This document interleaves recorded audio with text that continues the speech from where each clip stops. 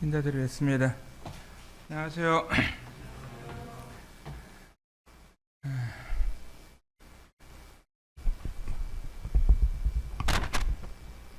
오늘 하나님 말씀 먼저 마태복음 11장 28절 29절 보겠습니다. 수고하고 무거운 짐진 자들아 다 내게로 오라. 내가 너희를 쉬게 하리라. 나는 마음이 온유하고 겸손하니 나의 멍에를 메고 내게 배우라. 그러면 너희 마음이 쉼을 얻으리니 이는 내 멍에는 쉽고 내 짐은 가벼움이라 하시니라. 오늘 하나님 말씀 함께 나누면서 참된 안식, 참된 평안이라고 하는 이런 주제를 놓고 말씀을 드리기를 원합니다. 참된 안식, 참된 평안. 마태 11장 28절 29절을 보면은 수고하고 무거운 짐진 자들아 다 내게로 오라고 말씀하시고 계십니다. 이 세상에 있는 모든 사람들을 우리 주님께서는 다 초청을 하셨어요. 어떤 대통령이 초청한 것이 아니고 또 친구들이 초청한 것이 아니라 하나님께서 하나님 대신 우리 주님께서 초청하셔서 수고하고 무거운 짐을 지고 가는 이 사람들, 우리 주님이 다 내게로 오라고, 예수님에게 오라고 말씀을 하셨습니다. 이 세상에 살고 있는 이 수많은 사람들은 모두가 수고하고 무거운 짐을 지고 가는 사람들입니다. 창세기에 나오는 아담과 하와부터 또 그 후로부터 태어난 모든 인생들은 수고하고 무거운 짐을 지고 살아가는 이와 같은 인생들인 것입니다. 어느 한 사람이라도 수고하지 아니하고 짐을 지지 않은 사람들은 없는 거예요. 모든 사람들이 다 이와 같이 수고하고 무거운 짐을 지고 가는데 이 무거운 짐은 죄의 짐인 것입니다. 그래서 이 무거운 짐, 죄의 짐을 지고 가다가 죽게 되면은 어떻게 되냐면은 죽은 후에는 심판이 있기 때문에 그 심판, 이 죄의 짐에 대한 심판을 받고 하늘나라 가지 못하고 그 죄의 짐을 해결하지 못했기 때문에 지옥에 들어가는 겁니다. 지옥에. 그래서 지옥에 가지 않도록 하기 위해서 우리 주님은 무거운 짐진 자들을 다 주님은 부르셔가지고 그 무거운 짐을 해결하기 위해서 부르시는 거예요.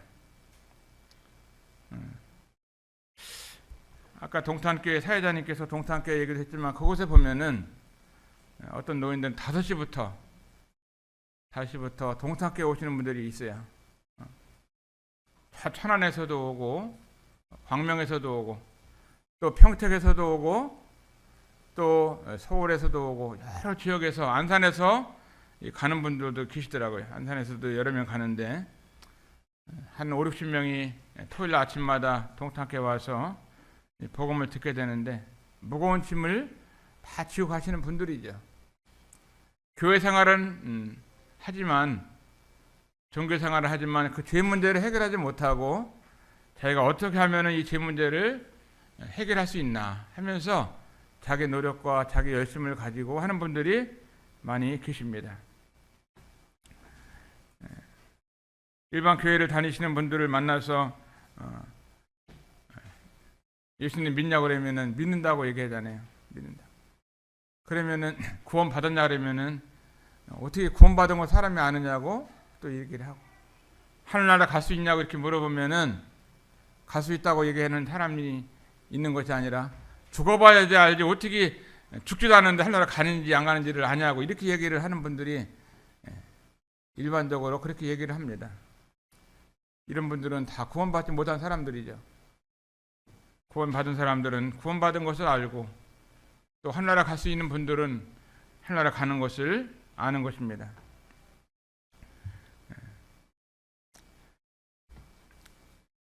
예수님의 어떤 생애를 보면은 우리 예수님께서는 하나님 보좌 우편에 계셨던 정말 아무런 영광 가운데 계신 우리 주님이 그 하늘의 보좌를 뒤로 하시고 이 세상에 내려오신 것입니다. 하나님의 뜻을 따라서 내려오셔서 내려오실 때 이 세상에 있는 사람들의 죄 문제를 해결해야겠다 하는 이런 하나님의 뜻 가운데 내려오셔서 가난한 요셉의 집에 태어나게 됐잖아요. 요셉의 집에 굉장히 가난한 가정에서 태어났습니다. 얼마나 가난했는지 예수님이 이 세상에서 태어날 때에는 오늘날에는 병원에서도 아이들을 낳고 또 전문 이런 기관에서 아이들을 낳고 또 그런데 없으면 따뜻한 집에서 이렇게 아이를 출산하는 경우들이 있는데 예수님은 태어나는 곳이 어딘지를 몰라요. 마을관이 아니라 어서 태어나가지고 마을관에 이렇게 뉘운 겁니다. 그러니까 길바닥에 태어났는지 그때 여관도 꽉 차가지고 갈 수가 없잖아요. 너무너무 가난한 가정에서 있었기 때문에 여관에 갈 수도 없는 이런 형편에 있어가지고 가장 가난한 이런 환경 속에서 주님이 태어나셨어요. 왜 그렇게 주님이 가장 가난한 가운데 태어나셨냐 하면은 이 세상에 가장 가난한 사람들을 구원하기 위해서 자신이 몸소 이와 같은 체험을 하신 것입니다. 아주 굉장히 가난한 사람들 다 주님은 주님보다 더 가난한 사람들은 없었던 거잖아요. 성경에 보면은 아담이 하나님 앞에 죄를 짓고 하나님께서 아담아 어디 있느냐 이렇게 부르십니다. 인간과 하나님과의 관계 속에서 제일 먼저 오고 왔던 이 말씀은 하나님이 아담아 어디 있느냐 이렇게 부르셨어요. 아담아 어디 있느냐. 이 말씀은 지금도 수고하고 무거운 짐진 자들에게 주님이 부르시는 인생들아 지금 어디 있느냐 이렇게 물으시는 같은 물음인 것을 보게 됩니다. 그 참된 안식을 얻기 위해서는 주님 앞에 나와야 되는 거예요. 저나 여러분들이 지난날 가운데 수고하고 무거운 짐을 지고 이 땅을 살아갈 때 우리가 복음을 듣게 되고 주님을 소개받았을 때 우리가 주님 앞에 나올 수가 있었습니다. 구원받을 수가 있었던 거죠. 그때 주님을 믿지 않고 지금까지 살았다고 할 것 같으면은 오늘 우리들의 모습이 이와 같은 모습이 아닐 겁니다. 어떤 사람들은 감옥에 있는 사람들도 있을 수 있고 또 어떤 사람은 구원받지 못하고 타락돼 가지고 타락된 인생을 살아가는 이와 같은 인생들도 있을 거고 오늘 우리의 모습이 구원받은 하나님의 자녀로서 이 자리에 있는 것 자체가 하나님의 크신 은혜다 이런 마음을 갖게 됩니다. 2000년 전에 이 땅에 오셨던 우리 주님은 지금도 우리 인생들을 부르고 있는 거예요. 6000년 전에 아담아 어디 있느냐 부르셨던 이 음성이 지금도 죄인들을 향해서 무거운 짐을 지고 하는 사람들을 다 내게로 오라고 말씀하시는데 여기는 한 명도 제외되지 않는 그래서 도둑질을 잘하는 이 도둑놈들도 주님이 부르시는 거예요. 내게로 와라. 우리나라도 옛날에는 도둑질 하시는 분들이 많이 있잖아요. 어렵고 가난하니까 남이 훔쳐가지고 사는 사람들. 그 사람들도 주님께로 와야 되는 거예요. 도둑질을 한다 할지라도 예수님을 믿어야 하는 것입니다. 그 다음에 강도짓을 잘하는 사람들이 있잖아요. 강도들이 남의 거 뺏는 거잖아요. 어떤 사람은 칼을 가지고 대면서 돈 내놔! 안 내놓으면 죽어! 그러면서 남의 거 그냥 뺏는 사람이 있고 지금은 총을 가지고 총을 그냥 뒤밀서 있는 거 다 내놓으라고 하면서 안 내놓으면 총 쏜다고 이렇게 하면서 남의 것을 뺏어가는 이 강도들이 있습니다. 강도들이 얼마나 나쁜 일을 하고 있는 사람들이에요. 남의 것을 뺐잖아요. 죄잖아요. 하나님 앞에 큰 죄를 짓는 겁니다. 죄인이면서도 죄를 짓고 이중적으로 지옥 갈 수밖에 없는 신분적으로도 지옥 갈 수밖에 없는 이와 같은 강도짓을 하는 사람도 어떻게 해요? 다 주님 앞에 나와야 하는 겁니다. 자기가 하나님 앞에 잘못된 것을 회개하고 예수님을 믿어야 하는 것이죠. 우리 주님이 십자가에서 달려 돌아가실 때 그 양쪽에 오른쪽 왼쪽에 강도들이 한 명씩 십자가에 매달려 돌아갔잖아요. 제 기억으로는 왼쪽에 있는 강도 같아요. 왼쪽에 있는 강도는 뭐라 그러냐면 너희가 하나님의 아들이라면은 너도 내려오고 나도 내려가게 해달라고 하면서 예수님을 끝까지 믿지도 않으면서 예수님을 비난하고 믿지 않고 죽었습니다. 그 왼쪽에 있는 강도는 어디 갔어요? 예수님 믿지 않고 죽었어요. 어디 갔어요? 지옥 가잖아요. 그 한 번 지옥에 들어가면은 영원히 나올 수가 없는 것입니다. 뭐 일단 정거장도 없어요. 들어가는 문은 있는데 나오는 문이 없는 것이 지옥이에요. 그 다음 유황불이 세세토록 탄다 그래요. 유황이 불이 타려면은 수천도가 돼야 되잖아요.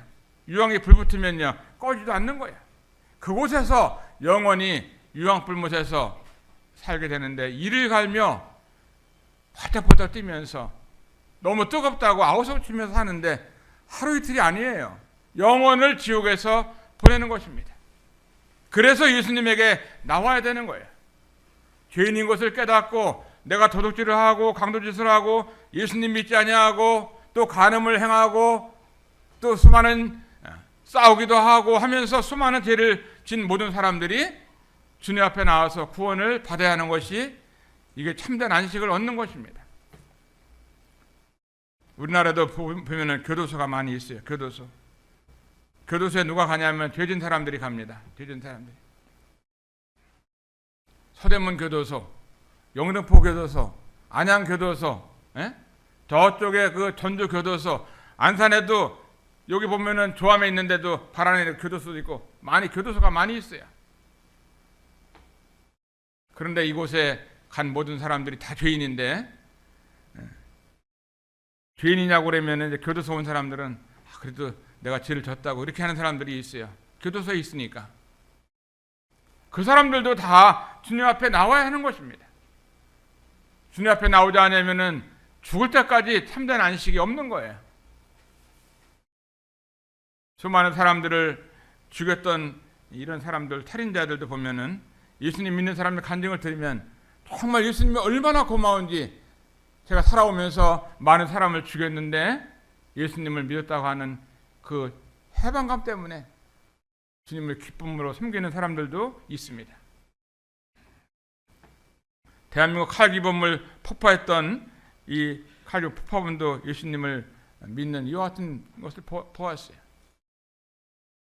김신조, 북한에서 넘어와가지고 청와대에서 대통령 죽이려고 했던 김신조도 예수님을 믿었잖아요. 죄인인 걸 알고 믿은 것입니다. 저는 그 십자가의 강도, 오른쪽에 있는 강도는 예수님이 마지막 십자가 죽으시는 모습을 보면서 정말 하나님의 아들이 아니라면 어떻게 저렇게 죽을 수 있을까? 자기 손에 못을 박는 사람들을 향해서, 발에 못을 박는 사람들을 향해서 저들을 용서해달라고 하는 예수님의 그 기도를 들으면서 한 강도는 마음 가운데 정말 저분이 하나님의 아들이구나 하는 것을 알았어요. 그 어디서 믿었냐? 예수님을 믿었는데 제가 마지막 죽어가면서 십자가 위에서 매달린 채로 예수님을 믿었어요. 죽기 전에 믿은 거죠. 죽기 전에. 당신의 나라 임하실 때에 나를 생각하소서 하면서 예수님을 죽기 전에 믿은 거예요. 참 잘한 거죠. 죽기 전에라도 예수님 믿는다는 것이 얼마나 잘한 건지 몰라요. 우리 기웅 형제가 외할머니가 제주도 사는데 예수님 믿냐고 기웅이 엄마한테 물어봤어요. 그랬더니 교회는 다닌 건데 안 믿는 것 같아. 이번에 보니까 안 믿는다고 그랬는 거예요. 94세인데 안 믿으면 어떻게 되는 거예요? 95세, 90세 언젠가 돌아가게 되는데 내 사랑하는 외할머니가, 내 엄마가 예수님 믿지 않으면은 어떻게 되겠어요? 외할머니 간증문 좀 하나 받아갖고 와봐요. 믿나 안 믿나 보게. 기웅이 제가 그렇게 하다가 하는 외할머니 지옥 가면 안 되잖아요. 어떻게 하는지 구조자들 연결해주고 또 전도자들 연결해서 복음 들을 수 있도록 하고 사랑하는 가족도 주님께 돌아올 수 있도록 해야 되는 것이 우리가 해야 되는 일들 아니겠어요? 여러 가지 용돈을 주고 잘하는 거 좋지만 정말 예수님 믿고 돌아갈 수 있도록 사랑하는 부모님들에게 그렇게 전도를 해야 됩니다. 자녀들에게도 전도해야 되고. 십자가에 매달렸던 이 강도는 십자가에서 예수님을 믿었어요. 그래서 오늘 내가 나와 함께 낙원에 있으리라고 예수님이 그 강도에게 얘기를 했습니다. 오른쪽 강도는 구원 받았나요? 안 받았나요? 받았어요? 받았죠. 예수님이 그랬잖아요. 네가 오늘 나와 함께 낙원에 있으리라고 예수님이 약속을 했기 때문에 그 강도는 구원 받았잖아요. 예수님 믿었습니다. 구원받는 것은 자기가 죄인인 것을 깨닫고 하나님 앞에 회개하고 예수님을 마음 가운데 영접할 때에 구원을 받는 거예요. 어떤 사람이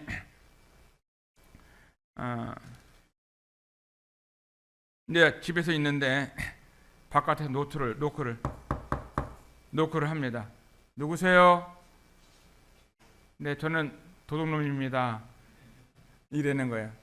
아이고, 우리 도둑님이 우리 집에 와서 문을 두들기고 있어요. 아이고, 도둑질할 게 얼마나 없으면 우리 집까지 왔네. 들어오세요 하고 도둑놈을 영접을 했어요. 문을 열어줬어요. 아유, 방에서 좀 잠깐 쉬시라고. 얼마나 힘드시냐고. 이 추운 날씨에 벌어먹기 힘들어서 도둑질 하시는데 잠깐 쉬었다가 가시라고. 그러면 도둑놈을 자기 집에 영접을 했어요. 잠을 자고 나니까 핸드폰도 없어지고 금고 있는 돈도 없어지고 그냥 귀중한 거 금반지 같은 거 목걸이 이런 거 다 하나도 없어진 거예요. 보니까 이 주인이 잠깐 잠드는 사이에 도둑놈이 싹 훔쳐갔어요. 왜 훔쳐갔어요?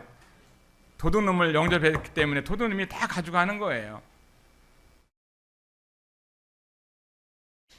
도둑놈을 영접해놓고 도둑질을 안 당하기를 바라는 이런 사람은 없잖아요. 밤이 되면 다 문을 잠그고 자잖아요. 문 활짝 열어놓고 자는 사람 있나요? 우리 집에 도둑놈 들어오라고. 그런 사람 없잖아요.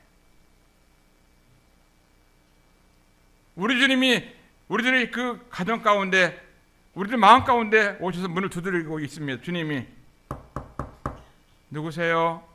나는 예수님이야. 내가 내 죄를 위해 십자가 죽었어. 네 죄를 다 용서하기 위해서 내가 2000년에 십자가에서 피 흘리고 죽었다. 그러면은 아닌 사람이 예수님이라는 소리를 듣고 어떻게 해야 돼요? 문을 열고 영접을 해야 돼, 안 해야 돼요? 영접해야 되는 겁니다. 그래야지 마음의 문은 다른 사람이 열 수가 없는 겁니다. 내가 내 마음 가운데 열쇠를 갖고 있기 때문에 주님, 내가 죄인입니다. 지옥 갈 수밖에 없는데 내 마음속에 들어오세요 하고 본인이 영접을 해야 되는 거예요. 그럴 때 주님이 들어가시게 되면은 생명을 얻게 되고 구원받는 거죠. 주님이 문을 두들길 때는 안 열고 마귀 사탄이 문을 두들기면은 열고, 그러면 어떻게 되겠어요? 마귀 자식이 돼가지고 마귀와 함께 지옥에 들어가는 겁니다. 안산에도 수많은 사람들이 살고 있는데 예수님 믿는 사람들이 그렇게 많지 않아요. 안산에 외국인들이 10만 명이 넘게 살고 있는데 10만 명 가운데 예수님 믿는 사람보다는 알라를 믿고 또 우상을 믿고 다른 이상한 여러 가지 종교를 믿는 사람들이 많이 있는 겁니다. 십자가의 강도를 생각하면 저는 이런 생각을 합니다. 강도가 십자가에 매달리지 않고 예수님을 살았을 때 믿어가지고 있었다고 하면 어떤 일이 있었을까? 하나님 말씀에 믿는 자에게 침례를 주라고 그랬는데 이 강도는 침례도 못 받고 하늘나라 갔어요. 침례도 못 받고. 침례 받는 것이 구원의 어떤 근거는 아닙니다. 침례를 받지 않아도 구원 받으면, 예수님 믿으면 하늘나라 갈 수 있어요. 믿음으로 구원 받습니다. 그런데 주님이 하신 말씀을 기억하면은 믿는 자에게 침례를 주라고 베풀라고 그랬는데 그래야 교회에 영접을 하는 거예요. 교회 영접. 오늘 새로 나오신 분들도 세 분이 계신데 그냥 우리 교회 나온다고 우리 교회가 영접하는 게 아니에요. 예수님 믿고 마음 가운데 구원받고 침례를 받은 사람만 우리는 영접을 하는 겁니다. 영접해야지 하나님의 교회 가운데 한 지체가 되고 안산 돈복의 성도가 되는 거예요.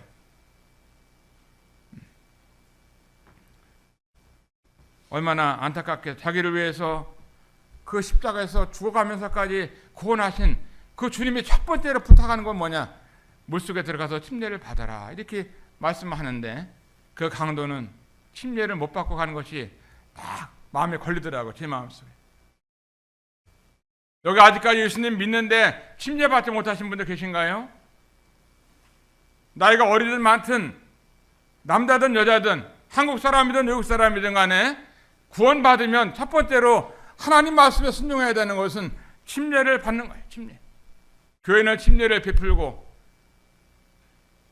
겨울에 사람이 죽었어요. 겨울에 죽으면 장례식을, 겨울 지나고 따뜻한 봄날에 장례식 하나요? 어떻게 겨울에 죽으면 겨울에 장례식 해야 돼요? 봄날에 해야 돼요? 아유, 우리 아버지 너무 추워갖고 이건 뭐 장례식 해야 되면 힘들어. 몇 달 동안 아르목에다가 고이 모셔놓나요? 죽으면은 사람이 장례식을 하는 겁니다. 장례식. 너무 오랫동안 있으면은요 냄새 나가지고 안 돼. 살 수가 없는 겁니다. 그래서 주님을 믿은 사람들에게는 침례를 줘야 되는데 십자가의 강도를 보면은 그 사랑하는 주님이 첫 번째로 부탁한 침례도 못 받고 하늘나라 갔잖아요. 또 한 가지 아쉬운 것은 죽기 전에 이 하나님의 교회 가운데 영접돼 가지고 한 번이라도 만찬을 떼면서 떡을 떼면서 잔을 나누면서 예배를 드려야 되는데 그 십자가의 강도는 한 번도 예배도 못 드리고 그냥 하늘나라 갔어요. 너무 안타깝잖아요. 예배가 얼마나 중요한지 몰라요. 예배는요, 나를 구원하신 그 주님을 기억하면서 분부 우리에게 당부해 주셨죠. 나를 기념하라. 예배라는 것은 주님을 기념하는 것입니다. 주님의 사랑에 대해서, 주님의 자비에 대해서, 주님의 긍휼에 대해서, 주님의 은혜에 대해서 우리가 기억하면서 주님 앞에 감사하며 예배를 드리는 거예요. 예배 시간에 내 얘기하고 내 말하고 너 내 뭐 이렇게 지낸 거 하고 뭐 자백하는 시간도 아니고, 예배 시간은 하나님을 기억하면서 예배를 드리는 겁니다. 그분의 사랑이 어떠했는지, 그분의 용서가 얼마나 큰지, 그분의 긍휼하심이 얼마나 많은지, 그분의 온유하심이 얼마나 위대하신지, 그러면서 주님을 기념하면서 드리는 것입니다. 설교 시간도 아니고 뭐 간구하는 것도 아니고 예배 시간은 감사를 드리는 겁니다. 그러면서 주님 앞에 나와서 예배를 드릴 때 우리가 주님 사랑하는 마음으로 가난한 과부가 주님 앞에 두렙돈을 드리는 것처럼 헌금을 드리잖아요.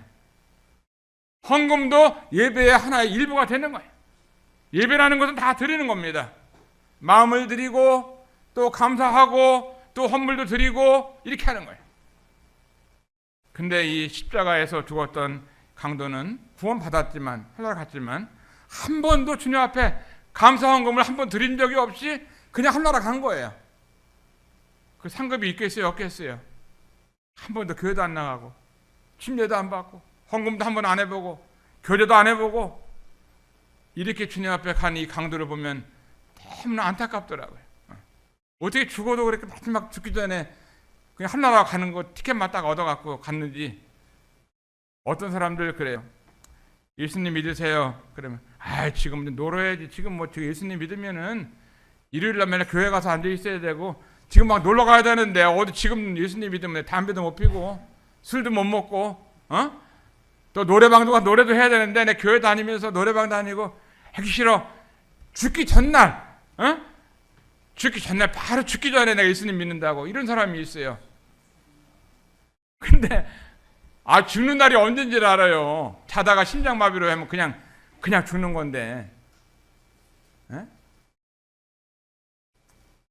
아니 뭐 폭탄 하나 맞으면 죽고 교통사고 나면 바로 죽잖아요. 심장마비 되면 죽는 겁니다. 어떤 심장학 박사가 얘기합니다. 심장이 어떻게 뛰냐 그러니까 심장 뛰는 게 다 리듬이는데 콩다닥 하고 심장이 딱 잠깐 쓴대요. 하나님, 이 사람 심장 뛸까요 말까요? 그렇게 하나님께 물어본대요. 심장이 하나님을 향해서 콩 다닥. 심장 뛸까 막 아직은 젊으니까 저 뛰어야지. 뛰어. 그러면은 다닥 이렇게 뛴대요. 그 다음에 또 이 심장이 자기 마음대로 막 뭐 불규칙하게 막 뛰고 그게 아니라 하나님께 물어본답니다. 하나님, 심장 더 뛸까요 말까요? 그 사람 하는 거 보니까 복음도 그렇게 많이 듣고 하나님을 믿어야 되는데 믿지도 않고 방해만 하고 하나님의 영광을 너무나 가리기 때문에 이제 그만 뛰어. 그러면은 딱 수업 된다는 거예요. 그러면 심장마비로 딱 죽는 거예요. 아무리 뭐 심폐소생술해도 심장이 딱 끝나면 죽잖아요. 1분 안에 죽어요. 심장이 내 거 아니잖아요. 여러분들이 심장을 가지고 있지만 여러분들이 조정할 수 있나요? 빨리 뛰어라, 탄탄히 뛰어라, 그만 뛰어라 할 수 있어요? 할 수 없잖아요. 생명은 하나님께 속한 것입니다. 모든 것이 다 내 거라고 하지만 내 게 어디 있어요? 이 세상에 올 때부터 갈 때까지 다 하나님이 우리에게 주신 것입니다. 내 생명도, 내 육체도, 내 마음도, 내 머리털 하나라도 그분이 주셨기 때문에 있는 것입니다. 우리는 살아있을 동안에 다 주님 앞에 나와야 되는 것입니다. 인생의 가장 큰 문제는 뭐냐? 바로 이 죄의 문제라고 하는 사실인 것입니다. 사랑하는 내 자녀들이, 내 부모들이, 내 할머니, 할아버지가 예수님 믿지 않고 이 땅을 떠난다고 하면은 영원한 이 지옥에서 영원을 고통을 받으며 사는 겁니다. 그 가장 인생의 가장 큰 문제는 구원의 문제요, 예수님을 믿느냐 안 믿느냐 이 문제입니다. 뭐 결혼 문제도 아니에요. 어떤 좋은 대학을 갔느냐 이것도 아닙니다. 가장 중요한 것이 있다고 하면은 예수님을 믿느냐 안 믿느냐가 가장 중요한 거 아니겠어요? 그 나머지는 다 하나님의 보너스고 선물 아니겠어요?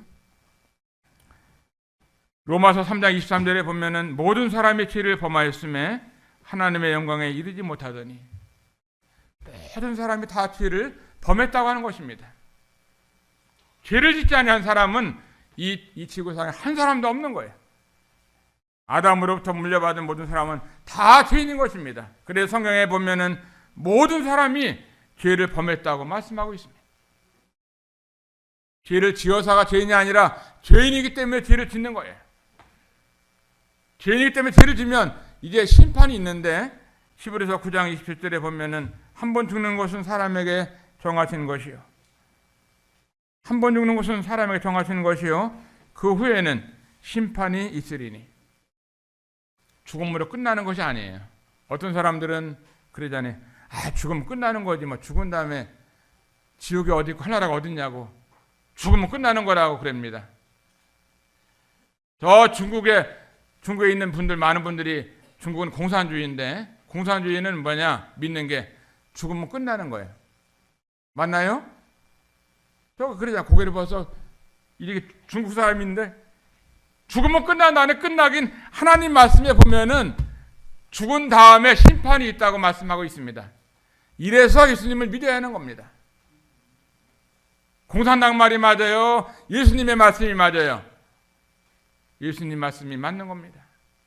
예수님 말씀은 모든 사람이 죄인이라고 말씀하시고 그 다음에 죽은 다음에는 심판이 있다고 말씀했어요. 이 심판을 받지 않으려고 할 것 같으면은 예수님을 미리미리 죽기 전에 다 믿어야 되는 겁니다. 이번에 우리가 이제 외국인 캠프를 하게 되는데 43차 올해 21년을 넘게 복음을 명절 때마다 구정 때 추석 때마다 복음을 전했어요. 이런 교회가 대한민국에 이렇게 있겠어요? 명절 때마다 복음 전하는 교회가 어디 있어요? 잘하고 못하는 건 두 번째고 명절 때마다 복음을 전한다는 것은 이건 대단한 거예요. 내가 볼 때. 저도 처갓집이 있고 뭐 여기 인사 다닐 때가 많이 있는데 명절 때 보통 못 가잖아요. 여기서 복음을 전하니까 외국 사람들 초청해서 또 음식도 해주고 복음도 전하고 하다 보면은 함께 하는 거예요. 명절 때마다 복음을 전하는데 올해 43회 됩니다. 중국인 강사로 이번에 중국에서 10년 동안 선교하셨던 우리 이상은 형제님 또 그 아들과 함께 살면서 중국어를 잘 배워가지고 살던 이곤 형제, 서울대학교 중문학과 나왔잖아요. 지금도 중국인들에게 복음을 전하는 형제 보고 초청해서 복음을 전하게 되는데 얼마나 감사하지. 이런 이 외국인 캠프를 하게 되면은 재정도 많이 들어가잖아요. 선물도 줘야 되고 또 맛있는 음식도 이렇게 때마다 해줘야 되는데 제 마음 가운데 그런 생각이 들더라고요. 야, 외국인 캠프를 하게 되면은 주님이 부족하지 않도록 채워주면 좋겠다. 이런 마음이 있어가지고 마음 가운데 이제 기도를 합니다.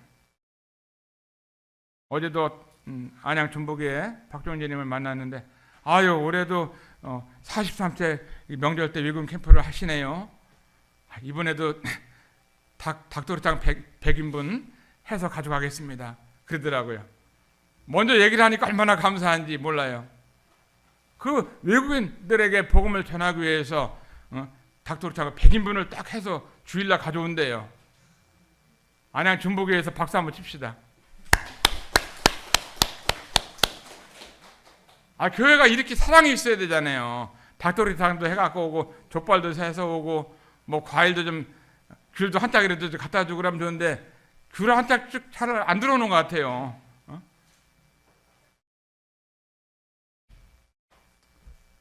근데 해마다리 보면은 조금이라도 관심을 갖고 헌금하는 이런 교회들이 있는데 교회들 가운데 오늘 아침에 서대문교회가 있는데 서대문교회도 형제님을 어제 만났어요.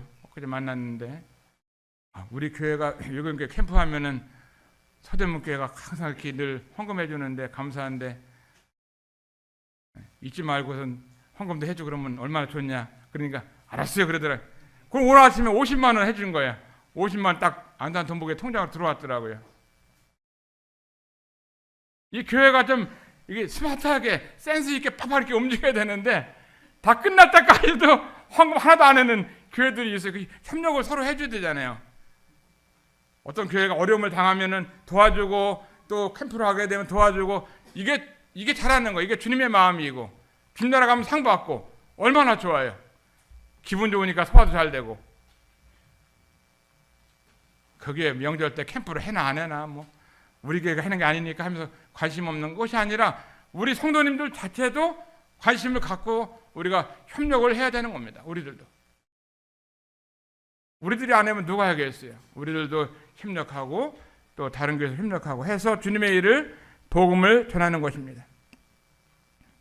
좀 감사하죠. 요한계시록 21장 8절에 보면은 그러나 두려워하는 자들과 믿지 않는 자들과 흉악한 자들과 살인자들과 음행하는 자들과 점술가들과 우상숭배자들과 모든 거짓말하는 자들은 불과 영화로 타는 못에 참여하리니 이것이 둘째 사망이라. 여러분 가운데 죽음에 대해서 두려워하시는 분이 계신가요? 내 지옥 가는 것에 대해 두려워하는 마음이 있는지, 하루하루 두려움 속에 살고 있는지,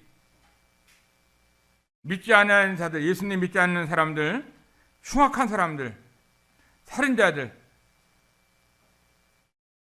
음행하는 자들, 점술가들, 우상숭배하는 사람들, 모든 거짓말하는 자들은 불과 유황으로 타는 못에 참여한다고 요한계시록 21장 8절에 기록하고 있습니다. 여기에 해당되지 않는 사람들은 한 사람도 없는 거예요. 그래서 예수님을 마음속에 믿어야 평안한 가운데 이 땅을 떠날 때도 눈을 편안히 감는 거예요. 죽기 전에 이 사람이 예수님 믿었나 안 믿었나 보려면은 아주 죽음 가운데서 편안하게 주님 감사합니다 하면서 내가 주님 나라 갈 수 있도록 해서 감사하다고 하면서 편안하게 돌아가시는 분들은 일반적으로 구원받은 사람들이고, 아이고 나 죽기 싫어하면서 막 그냥 발버둥 치는 사람이 있어요. 어떤 사람은 죽기 전에 죽기 싫다고 하면서 그냥 막 벽을 막 뜯는데, 벽을 뜯는데 손가락에서 막 피가 줄줄 흘릴 정도로 벽을 뜯으면서 나 안 간다고 죽기 싫다고 하면서 저승사자가 잡으러 왔는데 안 간다고 하면서 막 그냥 막 방바닥이고 벽을 뚫어갖고 모든 이 방에 피가 줄줄 흐르는 이런 사람도 있다는 거예요. 베드로전서 2장 24절에 보면은 친히 나무에 달려 그 몸으로 우리 죄를 담당하셨으니 이는 우리로 죄에 대해 죽고 의에 대해 살게 하려 하십니다. 저가 채찍에 맞음으로 너희는 나음을 얻었나니 예수님이 십자가에 달려 돌아가신 것은 왜 돌아가셨나? 우리 죄를 담당하셨다고 말씀하셨어요. 우리 죄를 언제 담당했어요? 2000년 전에 예수님이 우리 죄를 담당하신 것입니다. 내가 그 사실을 지금 믿는 것이지 예수님이 지금 담당한 게 아니라 2000년 전에 갈보리 십자가에서 인류의 모든 죄를 다 담당한 거예요. 세상에 있는 모든 사람들의 죄를 다 예수님이 가져갔어요. 그럼 다 구원 받았나요? 믿는 사람만 구원 받는 거예요. 이 사실을 믿는 사람만 받는 거예요. 담당했는데도 믿지 않으면 구원받지 않은 것입니다. 그러니까 이 복음이라는 건 쉬워요.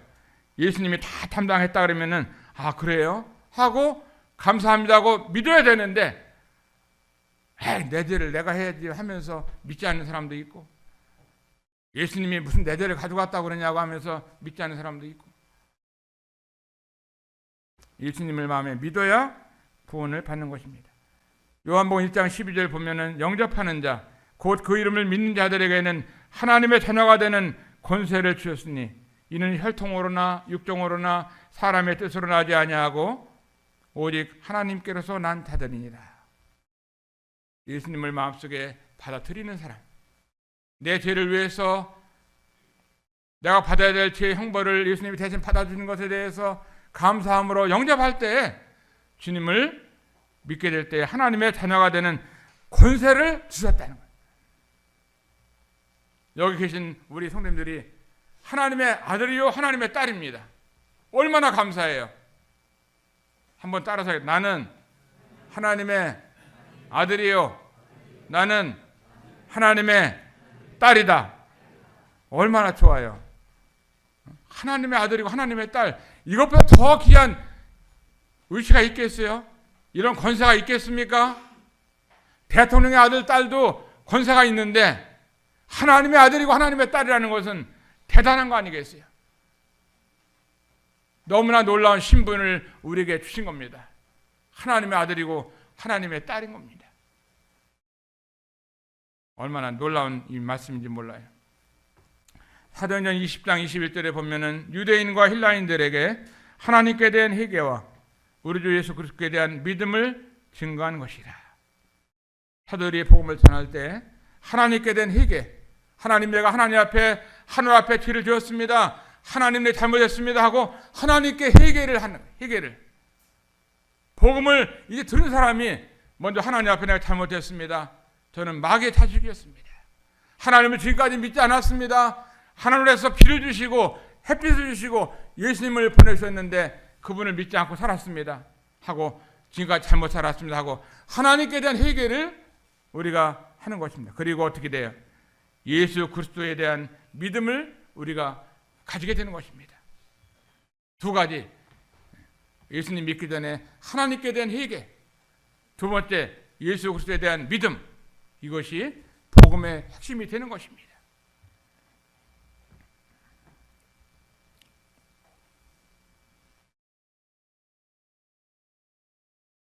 두 번째 여기 보면은 오늘 말씀을 읽었는데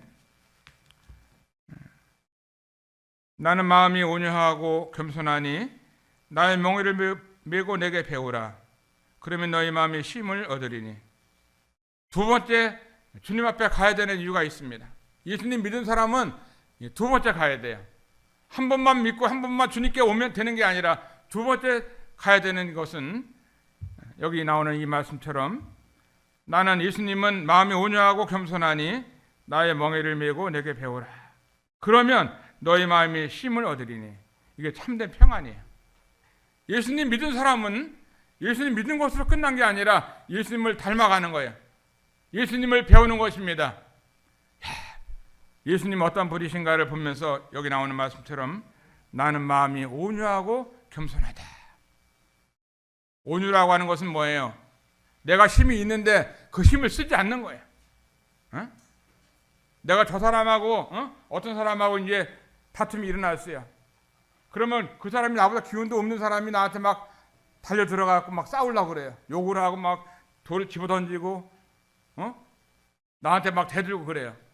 그럼 나는 기운이 있는데 저 사람은 아직 어린데 조그만한데 나한테 막 하는데 어떻게 내가 똑같이 막 돌을 던지고 그게 아니라 기운이 있는데도 불구하고 아유 예수님도 참으셨는데 내가 저 사람하고 저 어린 사람 싸울 수 있나 하고 내 기운을 쓰지 않는 거, 이것이 온유라고 하는 겁니다. 온유. 우리에게 온유라고 이름 진 학생도 있죠. 온유.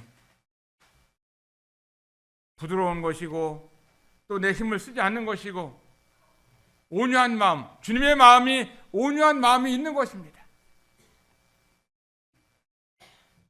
그래서 우리들 마음속에 예수님 믿고 난 다음에는 어떤 마음이 있어야 되냐면 주님의 마음, 이 온유한 마음을 가져야 하는 거예요.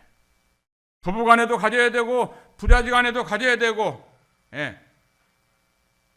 또 성도들 간에도 가져야 되고 이 세상을 살아가면서 이와 같은 온유한 마음을 가져야지 마음에 평안이 있는 겁니다. 경우를 따지는 게 아니고 네가 옳으냐 내가 옳으냐 이걸 따지는 게 아니고 온유하냐 안 하냐 이것이 중요한 것입니다. 교회 가운데도 잘못된 사람이 있을 때는 온유한 심령을 가진 사람들이 잘 교제하라고 말씀하고 있는 거예요. 이 온유는 주님의 마음인 것입니다. 온유하지 않은 것은 주님의 마음이 아니죠. 이 주님의 마음, 온유한 마음을 가질 때 우리 마음 가운데 참된 힘이 있는 거예요. 두 번째, 죄로부터 구원받은 이 힘이 있고 구원받은 다음에 주님의 마음을 닮아가지고 온유한 마음을 가지고 살아갈 때 우리들 마음속에 평안이 있는 겁니다. 우리 청년들이 이런 마음을 가져야 되고 결혼한 신랑 신부들이 이와 같은 마음을 가져야 되고 온유한 사람을 만나서 결혼해야 되고 온유하지 않으면 이게 다듬어져 갖고 주님을 배워야 되는 것입니다. 그 교회는 온유한 교회, 온유한 성도들, 온유한 사람들이 있을 때 그 교회가 한몫하고 좋은 거예요. 다툼이 없는 것입니다. 그래서 주님 앞에 이 온유를 위해서 배워야 되는 것이죠. 그 다음에는 나는 마음이 온유하고 겸손하니, 주님은 겸손하신 분이에요. 하나님보다 더 높아지려고 했던 사람이 누구냐?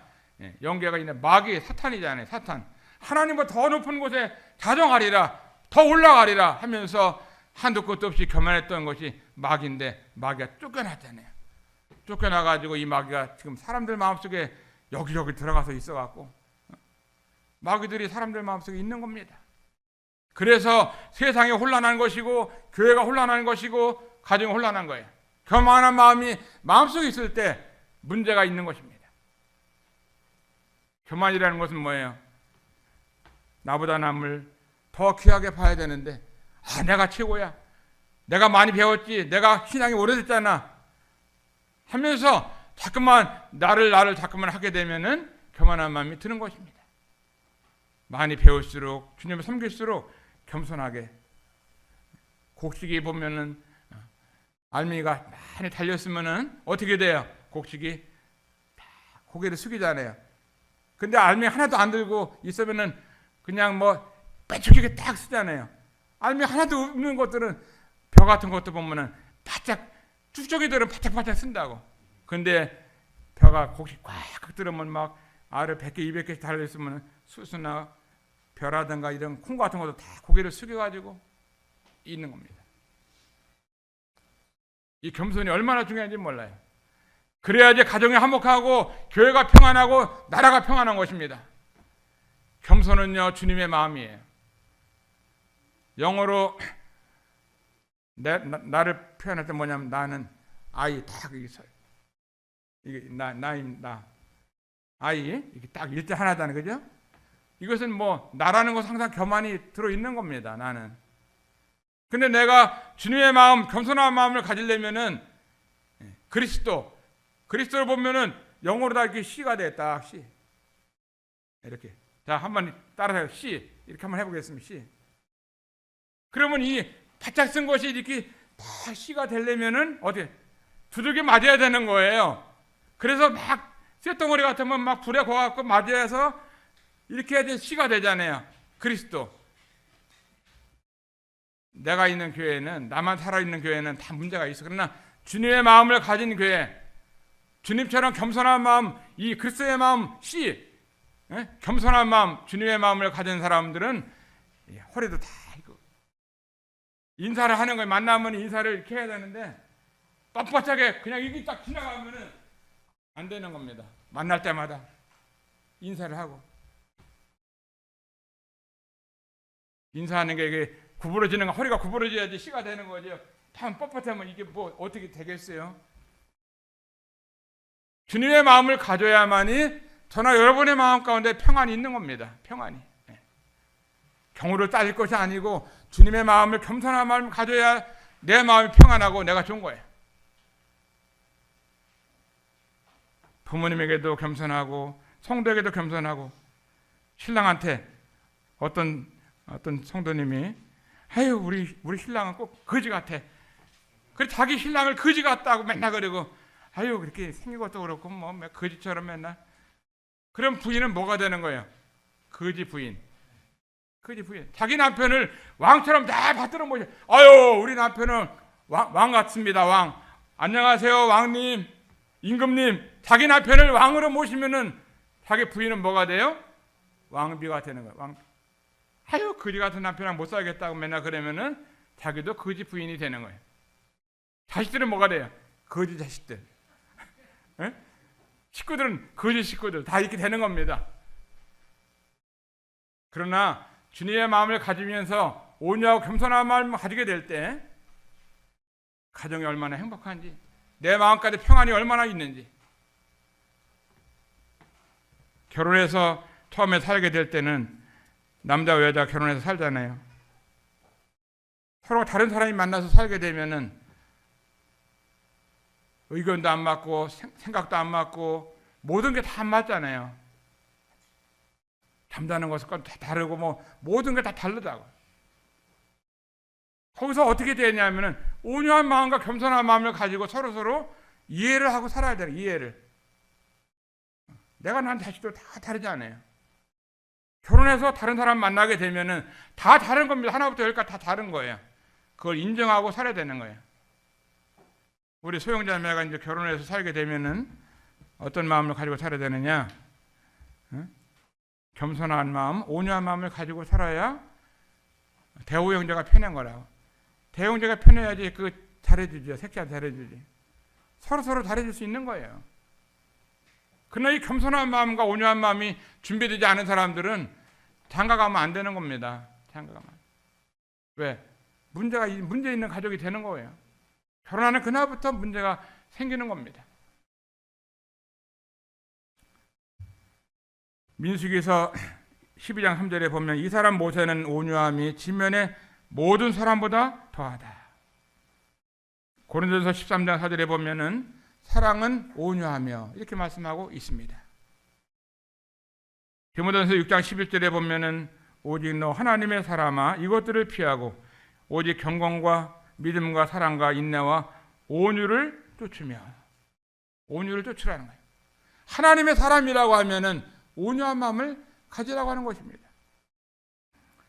미가서 6장 8절에 보면은 사람아 주께서 선한 것이 무엇임을 내게 보이셨나니 여호와께서 내게 구하시는 것은 오직 정의를 행하며 인자를 사랑하며 겸손하게 네 하나님과 함께 행하는 것이 아니냐.